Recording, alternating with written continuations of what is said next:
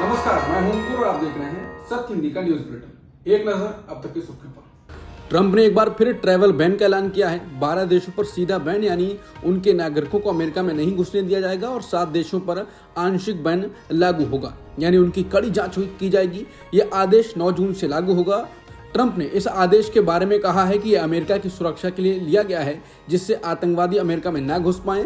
हालांकि इस लिस्ट में पाकिस्तान का नाम नहीं है, जिसके बाद सवाल उठ रहा है कि पाकिस्तान इस लिस्ट से बाहर क्यों है। भारत सालों से कहता आया है कि पाकिस्तान आतंकवाद का गढ़ है। उरी, पठानकोट, पुलवामा जैसे हमले इसकी मिसाल हैं। फिर ट्रंप ने पाकिस्तान को क्यों छोड़ा? वजह क्या है? वजह ट्रंप के परिवार की कंपनी का पाकिस्तान क्रिप्टो काउंसिल से बड़ा सौदा हो सकता है। खुद पाक सेना प्रमुख और प्रधानमंत्री ने इस सौदे में दिलचस्पी दिखाई थी। इसके बाद कहा जा रहा है कि मोदी के मित्र ने ही भारत को झटका दे दिया है। और क्या ट्रंप का बैन राष्ट्रीय सुरक्षा के लिए है या उनके व्यापारिक हित के लिए?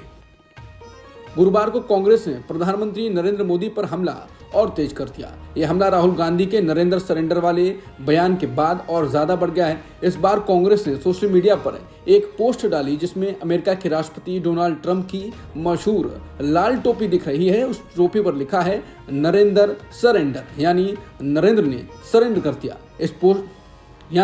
नरेंद्र ने सरेंडर कर दिया। इस पोस्ट के जरिए कांग्रेस ने यह आरोप दोहराया है कि प्रधानमंत्री मोदी ने ट्रंप के एक फोन कॉल के बाद पाकिस्तान के साथ युद्ध रोकने पर हाँ कह दी थी। यह कांग्रेस का इशारा है कि मोदी जी ने अमेरिका के दबाव में आकर पाकिस्तान से समझौता किया, न कि भारत के हित में कोई मजबूत फैसला लिया।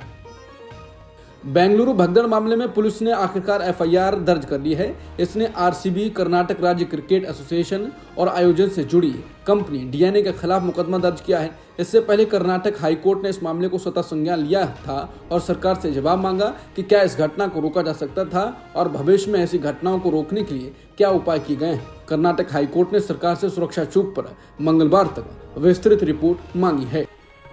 आईपीएल टीम आरसीबी ने कहा है कि वो बेंगलुरु में बुधवार को मची भगदड़ में मारे गए लोगों के परिवारों को 10-10 लाख रुपए की आर्थिक मदद देगी।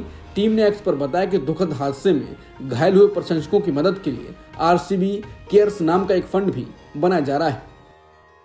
प्रधानमंत्री मोदी 6 जून को जम्मू कश्मीर का दौरा करने जा रहे हैं। पहलगाम आतंकी हमले और ऑपरेशन सिंदूर के बाद उनका यह पहला दौरा होगा। इस दौरे से पहले कांग्रेस ने गुरुवार को पीएम मोदी पर निशाना साधा और पहलगाम आतंकी हमले के दोषियों को न्याय के कटघरे में न लाने पर सवाल उठाए। इस दौरान वो कटरा में माता वैष्णो देवी मंदिर के आधार शिविर से 46,000 करोड़ रुपए से अधिक की विकास परियोजनाओं का उद्घाटन करेंगे। इनमें विश्व की सबसे ऊंची railway arch bridge Chenab bridge और भारत की पहली केबल आधारित रेल ब्रिज अंजी ब्रिज शामिल हैं। साथ ही वो कटरा और श्रीनगर के बीच वंदे भारत ट्रेनों को हरी झंडी दिखाएंगे। पीएम मोदी के अब जम्मू कश्मीर जाने पर कांग्रेस नेता जयराम रमेश ने कहा है कि प्रधानमंत्री कल जम्मू कश्मीर जा रहे हैं। उन्हें अवश्य पता होगा कि 22 अप्रैल को पहलगाम में हुए बर्बर आतंकी हमलों के लिए सीधे तौर पर जिम्मेदार आतंकी अभी तक पकड़े नहीं गए हैं और कुछ ऐसी रिपोर्टें भी सामने आई हैं जिनका अभी तक खंडन नहीं हुआ है कि यही आतंकी दिसंबर 2023 में पुंछ और अक्टूबर 2024 में गगनगीर और गुलमर्ग में हुए आतंकी हमलों में भी शामिल थे। कांग्रेस पार्टी के वरिष्ठ नेता शशि थरूर और सलमान खुर्शीद के बयानों ने हाल के दिनों में भारतीय राजनीति में एक नया तूफान खड़ा कर दिया है। दोनों नेताओं ने राष्ट्रीय हित और अनुच्छेद 370 जैसे मुद्दों पर पार्टी लाइन से हटकर बयान दिए, जिससे पार्टी के भीतर और बाहर तीखी प्रतिक्रियाएं आईं।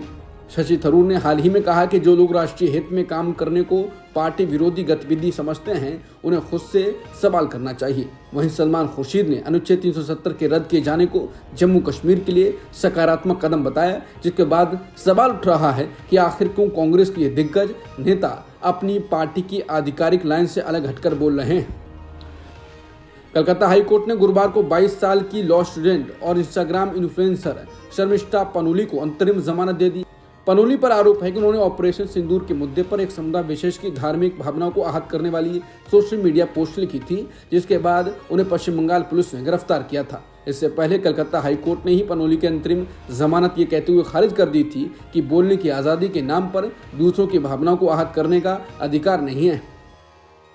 नेपाल के पूर्व प्रधानमंत्री माधव कुमार नेपाल के खिलाफ गुरुवार को भ्रष्टाचार का मुकदमा दर्ज किया गया है।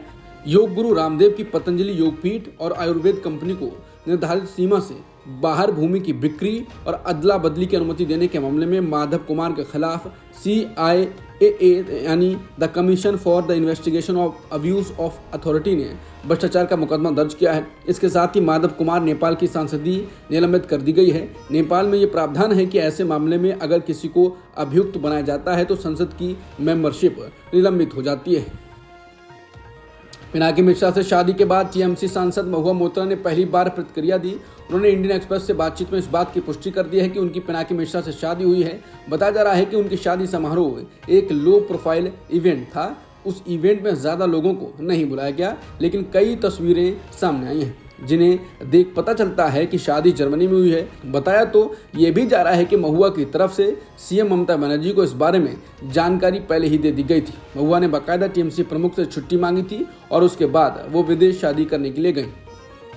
टाटा ग्रुप की company Tata advanced systems limited अब राफेल लड़ाकू विमानों में इस्तेमाल होने वाले एक अहम उपकरण का निर्माण करेगी। कंपनी ने गुरुवार को भारत और अन्य ग्लोबल मार्केट के लिए राफेल लड़ाकू विमान के धड़ का निर्माण करने के लिए डसॉल्ट एविएशन के साथ अपनी डील का ऐलान किया है। बता दें ये देश की एरोस्पेस मैन्युफैक्चरिंग को मजबूत करने और ग्लोबल सप्लाई चेन को सपोर्ट करने की दिशा में एक महत्वपूर्ण कदम होगा। अमरनाथ यात्रा शुरू होने में अब 1 महीने से भी कम समय रह गया है। यात्रा से पहले केंद्र और जम्मू कश्मीर सरकार द्वारा सुरक्षा के व्यापक इंतजाम की तैयारी की जा रही है। न्यूज एजेंसी एएनआई द्वारा दी गई जानकारी के अनुसार इस बार अमरनाथ यात्रा के समय अवधि में कटौती की गई है। इस बार अमरनाथ यात्रा सिर्फ 38 दिनों तक चलेगी। ये पहली बार है जब अमरनाथ यात्रा की समय सीमा इतनी छोटी की गई है। इसके अलावा सुरक्षा व्यवस्था को देखते हुए इस साल अमरनाथ यात्रा में आने वाले श्रद्धालुओं की सुरक्षा के लिए केंद्रीय सुरक्षा बलों की 581 कंपनियां तैनात की जाएंगी। अब तक की सुर्खियों में इतना ही। बाकी खबरों के लिए बने रहिए सत्यहिंदी.com के साथ। Copyright disclaimer under Section 107 of the Copyright Act 1976. Allowance is made for fair use for purposes such as criticism, comment, news reporting, scholarship, and research. Fair use is a use permitted by copyright statute that might otherwise be infringing.